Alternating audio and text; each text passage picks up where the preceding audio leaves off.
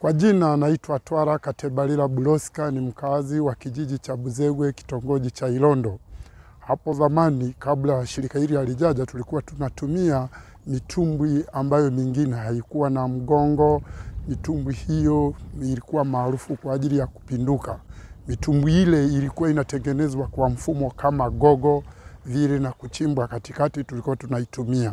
Wakati huo tumetoka kwenye hiyo mitumbwi tukaingia kwenye mitumbwi yenye futi 10-12, lakini mitumbwi hiyo nayo haikuwa na uimara sana kwa sababu ilikuwa midogo.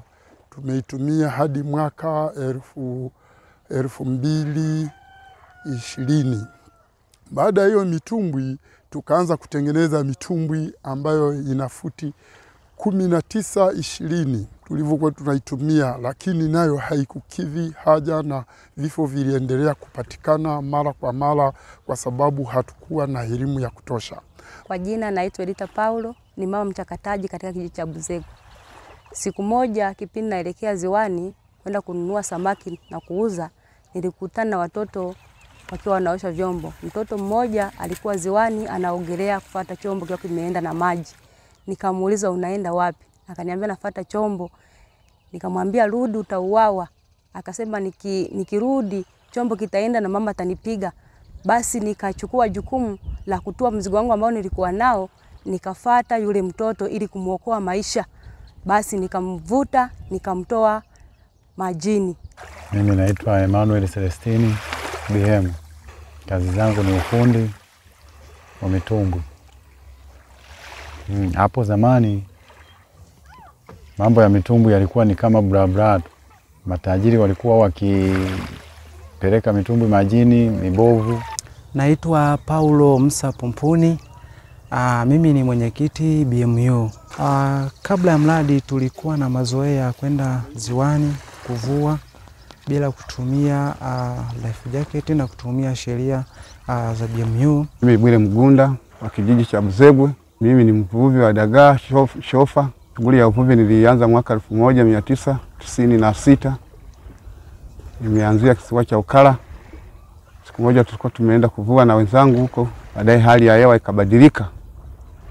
Hali ya hewa ilibadilika, mawingu yakatanda, upepo katoa kaskazini, tukarusha nanga. Maeneo ambayo tulikuwa tumerusha kulikuwa na wametegaji wao wategaji wa Majoro, wanatega sangara. Basi upepo ukavuma. Kwa kuwa tulikuwa tumebeba shehena kubwa, bahati mbaya chombo chetu kikazama. Basi tukaelea juu, tukapiga kelele. Bahati mbaya mwenzetu akapoteza maisha. Baada ya hapo ndo wakaja hao wa Majoro kuja kutuokoa, akatuokoa sisi watu 4. Majina naitwa Yasinta na Gabona. Mimi ni mchakataji kijiji cha Buzegwe. Hapo mwanzoni tulikuwa wategaji wakienda kutega wanagowesha samaki, lakini hawagoweshi nchi kavu, wanakaa kwenye maji umbali kidogo, na tulikuwa tunaenda huko kununua samaki, lakini bado maji yalikuwa yanafika kiunoni, na bado tulikuwa muda mwingine ile kufukuzana kununua samaki, mitumbwi ilikuwa inawagonga watu, pengine wanadondoka kwenye maji. Kwa majina naitwa Peter Joseph Ruoga. Mimi ni mvuvi. Nimeanza hii kazi ya uvuvi mnamo mwaka 2014. Tukaenda Dolo sasa ziwani sasa kwenda kuvua. Kitu ambacho nilikuwa sijui kabisa pale, shofa wangu sikutambua mapema kwamba anatumia sigara na anakunywa pombe. Tukakubaliana saa 1:30 ndio tuanze raundi ya kuvua. Sasa mimi nikaenda kulala kule mbele ya mtumbwi na mwenzangu mmoja, huku nyuma akabaki hapo shofa na wavuvi wengine 2. Sasa tukapumzika, baadaye usingizi ukatupitia. Unaona bwana, usingizi ulivyotupitia, shofa pale kwa sababu alikuwa ameshalewa toka mwanzo, akawasha na sigara. Alivyowasha na sigara, akarusha ile sigara ya kile kipisi akakirushia kwenye tenki. Alivyokirushia kwenye tenki sasa, lile tenki likawaka moto. Kumbe ile sigara ya kile kipisi kilikuwa bado kina moto, tenki likalipuka. Sasa kutokana na jinsi alivyokuwa amelewa akashindwa kuuzima ule moto. Unaona bwana, akaamua apige kelele. Oya, moto, moto, tunaungua. Wala waliokuwa milala nao pale karibu ile shofa, sawa, mmoja wapo akakurupuka akahisi kwamba alikuwa amelala nchi kavu, akakurupuka akakimbia, kumbe amekimbia amedumbukia majini. Huyu mwingine aliobaki pamoja na shofa wao akakimbia kule mbele mahali tulipokuwa. Sasa nilichokuja kubaini nikakuta wale wengine 4 akiwemo na shofa wanajua kuogelea, mimi ndio sijui kuogelea, maana ndio ilikuwa siku yangu ya kwanza kupanda ziwani. Akaruka mwingine wa pili, akaruka mwingine wa tatu, nikabakia mimi na shofa. Shofa tena akaamua tena kukimbia, akashika kokolo lile, akalirushia pale kwenye tenki kwamba moto labda unaweza kuzima, lakini moto ukubahatika kuzima. Unaona? Mimi nikaendelea kupiga kelele. Sasa shofa alivyoona hivyo, sawa, na mwenyewe akajitupa ndani ya maji, wakaogelea, wakaufuata ule mtumbwi uliokuwa karibu ambao ulikuja kwa ajili ya kutusaidia kutuokoa. Unaona, wakaogelea wakaenda. Wakaamua wanirushie kamba ya nanga kutoka kwenye mtumbu wao. Mdau ile kamba alikuwa ameiwekea kipini. Wakaniambia kwamba inabidi hiyo kamba ujifunge kwenye nyonga. Na mimi kweli nikajifunga kwenye nyonga. Akasema haya ruka. Mmoja wapo akanionea huruma. Akaamua kuruka tena kutoka kwenye ule mtumbu mwingine kuja kunifuatilia mimi huko. Akaja akaniambia kwamba sasa sikiliza, mimi nakuokoa. Na kuomba uwe mwepesi, ulegeze mwili. Unaona bwana, ukiwa mzito utasababisha mimi kuzama. Nikamsikiliza. Kipindi ananiambia nikaona zile mbao kule kwenye tenki na zenyewe zimeshika moto, alafu zimeshika moto kabisa, zimeungua. Ule mtumbu kabinuka kule kwa mbele. Unaona bwana, ule mtumbu ulivyobinuka kwa mbele, mimi nikaendelea kulia. Akasema kwamba hapa tunaruka. Huu mtumbu tayari unaenda kuzama wote. Sisi huku na yule mwingine ambaye alikuwa amekuja kuniokoa, akanishika. Akasema kwamba tunajirusha kwenye maji. Tukaruka naye kwenye maji. Mimi nikamngangania. Ndivyo mngangania, akaona hapa tunaweza tukazama. Akabahatika kuniachia. Alivyoniachia sasa, yeye akaogelea akarudi kwenye ule mtumbwi. Mimi nikapiga kelele baada ya kuniachia. Ndivyo piga kelele nikayanywa maji. Ile kamba walikuwa ya kwenye nanga ile walionirushia, wakawa wameizungusha kwenye mabao yaliyokuwemo yale ambayo tunatumia kukalia. Alafu huku wananivuta, wakanishika mikono kwa sababu nilikuwa nimeshachoka, nikabahatika kuingia kwenye mtumbu wao. Sasa toka mwaka 2014 nikaacha kufanya kazi ya uvuvi, nikaja kuanza mwaka 2022. Kaja shirika la Emedo ikatoa elimu. Tulikuwa tunaenda huko ziwani kufanya kazi hata bila vyombo vya usalama. Tulikuwa tuna life jacket, wakatufundisha jinsi ya kuvaa life jacket kwa sababu tulikuwa tujui. Wakatufundisha na jinsi ya kwenda na jinsi ya kujikinga na ajali za moto. Tukachukua hata mchanga, kisu na chombo cha kutolea maji. Hata na mimi nikaenda kule ziwani kumwelimisha tajiri wangu kwamba kuna shirika limekuja kule kijijini kwetu, nimetupatia elimu. Kwa kweli nimeona hata mimi nimefurahi. Lakini tajiri ya kusita na yeye akakubali. Tayari kwa muda huo nilivyomwambia akatafuta life jacket 4, ikapungua 1. Nikashukuru, nikasema kweli haya ni mafanikio na vifo vikapungua. Baada ya Emedo kuja, ilitoa elimu. Sasa hivi wategaji wanakuja, samaki wanatugoeshea nchi kavu na tunanulia nchi kavu na tunaenda kuanika kwenye uchanja. Baada ya shirika la Emedo kuja na kutoa hamasa kwa watu, ni kweli watu wameitika. Sasa hivi wanafuatilia sana, mitumbu inakuwa ni imara, mara kwa mara services zinafanyika. Kwa hiyo ajali majini ni kama vile zimepungua sana. Na ubora ambao nao wanafuatilia kulingana na hamasa kutoka kwenye shirika la Emedo. Lilipokuja ile shirika, kuna rafiki yangu akanipigia simu akaniambia kwamba oya, kuna shirika huku limekuja linatangaza kuzuia na kufa maji. Nikavuka kuja kusikiliza hiyo elimu wanayoitoa. Nikaja, nikiukweli walihamasisha, wakatufundisha namna kuvaa life jacket, wakatufundisha na wakatusii kila mtumbwi uwe na chombo cha kutolea maji, kila mtumbwi uwe na tundubai, kila mtumbwi uwe na kisu. Hizo zote ni tahadhari za pale ajali kitokea unajikimu vipi, unaona, pamoja na mablanketi, unaona. Sasa ndivyo ile elimu imenigusa na nikafikiria kwenye mtumbu ambao mimi ninatumia kisiwa cha Kweru, tajiri yangu, kuna baadhi ya vitu ana. Kwanza life jacket hatuna, vingine vyote kidogo tulikuwa navyo. Nikafikiria na mtumbu wake na wenyewe ni mbovu. Nikamuelezea vyote ambavyo nilivisikia kule. Na driver yote anayeendesha mtumbwi hakikishe asitumie kilevi chochote wakati wa kwenda kuvua. Tajiri yangu alikuwa na mpango kutengeneza mtumbu, kipindi hicho alikuwa na mpango kutengeneza mtumbu wa pili, na akawa na jitihada kutengeneza mtumbu wa pili, na mtumbu wa pili ulivyotengenezwa kaisha, na wenyewe akaupa life jacket 3, na sisi tukawepo na life jacket 3.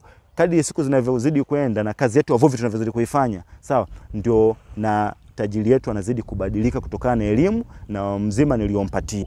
Yule shofa tuliokuwa naye alikuwa hataki kuacha pombe, tajiri yangu akumuelewa, akaamua amtoe kwenye kazi, akamtafuta shofa mwingine ambaye atumii pombe. Mpaka sasa kazi yetu tunafanya imekamilika. Shirika la IMEDO lilivyokuja limetoa elimu jinsi ya wamama na wavuvi kwa ujumla, ili wasiwatume watoto wao kwenda ziwani kuogelea, kuosha vyombo, maana ni athari kubwa kwa mtoto. Akielekea majini anaweza akazama.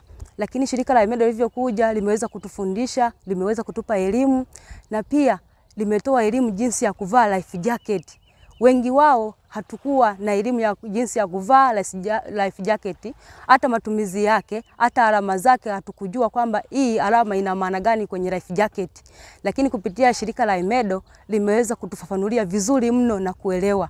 Kwa kweli shirika la IMEDO limeleta manufaa sana katika kijiji cha Buzegwe. Kupitia shirika hili kuna vitu tulivyojifunza zaidi. Kwa mfano, mimi kama mmiliki wa mtumbwi nimejifunza kutengeneza vyombo vyangu kuwa kwenye standardi nzuri zaidi, kuhakiki mbao, uchanaji wa mbao uliojazwa kwenye lebo inayostahili kupigwa na mawimbi. Kupitia shirika hili nimehamasisha wenzangu wamiliki wa mitumbwi kutumia life jacket kama vile tulivyofundishwa. Kuna life jacket za aina mbili, nyingine ina mfano wa kikoti, nyingine ina mfano wa kivibao. Zote hizo tumefundishwa na shirika hili. Kuna mitumbwi ambayo sasa hivi inaharibika kwa sababu ya kupata elimu ya kutosha. Tunaita mafundi wetu, wanakuja kututengenezea, wanakuja kuangalia kila sehemu, kila sekta yoyote ya mitumbwi ambayo tunaitumia. Endapo kuna vyombo vinavyostahili kwenda navyo ziwani, kwa mfano life jacket, blanketi, kisu, hivyo vitu ni muhimu, na chombo cha kutolea maji kwenye mtumbwi. Faida nyingine ni wale wachuuzi wetu wa kununua samaki wamepata pia na elimu ya kutosha. Zamani tulikuwa wanagombezana kununua mitumbwi haifiki nchi kavu, lakini kwa sasa mitumbwi inafika nchi kavu kama inavyoonekana. Lakini baada ya mradi tulifanikisha kutoa elimu kwa jamii, na pia tulifanikisha kupata ofisi ambayo tunayo sasa hivi tunaitumia na tunatatua migogoro ya wavuvi, na pia tumefanikiwa kufanya vikao vya mara kwa mara na wavuvi, na pia lingine tumefanikisha kuwa na sheria ndogo ndogo za BMU ambazo zitatuwezesha kwa wavuvi wetu. Na pili, tuna mahusiano na serikali ya kijiji, tunafanya kazi na serikali ya kijiji. Nashukuru sana IMEDO kuja, wametupunguzia vifo vya kutokanavyo majini 95%. Nashukuru sana. Ila nawaomba tu washirikiane na serikali yetu waweze kutuletea hivyo vyombo, kwa sababu changamoto zake tunapata changamoto kupata life jacket ni mbali, afu kwa hatuna kabisa, watuletee huku na kwa bei nafuu. Lakini changamoto nyingine, mitumbwi tunayoitumia inatumia mbao zinazoitwa mbao za misira ambavyo ni mibovu kabisa. Zinatumia muda wa miaka 2 tu zinaisha. Lakini kuna miti ambazo zinadumu kwa muda wa miaka 7 zinaitwa mininga tu, kwa zionekani, lakini serikali inazo kwenye msitu wake. Tunaomba tu IMEDO na serikali, IMEDO iendelee kushauri serikali waendelee kutuletea hizo mbao, kwa sababu na kwa bei elekezi, bei nafuu, kwa sababu huku kwetu wakileta matajiri mengine tukiwashauri kwenda kufata, wanasema kwamba bei ni kubwa, 40,000 kwa kila ubao mmoja, na mtumbwi wa mashine unamalizika kwa mbao 100. Pia tunaomba labda shirika lijaribu kufanya mchakato wa kutoa kama msaada wa hayo maboya life jacket kwa ajili ya wavuvi bado ni wenye kipato kidogo. Uwezekano wa kueneza kila mvuvi apate life jacket inakuwa ni vigumu. Kwa hiyo kama serikali na kupitia shirika la IMEDO wangekuwa na uwezekano wajaribu kutoa msaada.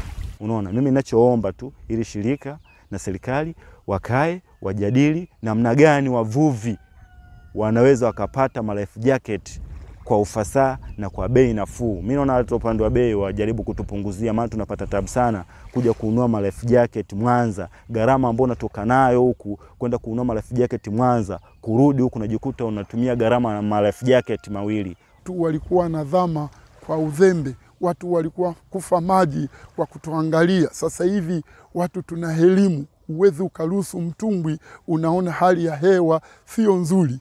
Kwanza ni kuangalia hali ya hewa inaruhusu kwenda ziwani, pili ni kuangalia upepo unaovuma ni wa kiwango gani, ndo unaruhusu mtumbwi kwenda ziwani. Kuzama kunazuilika, chukua tahadhari. Chukua tahadhari, kuzama kunazuilika.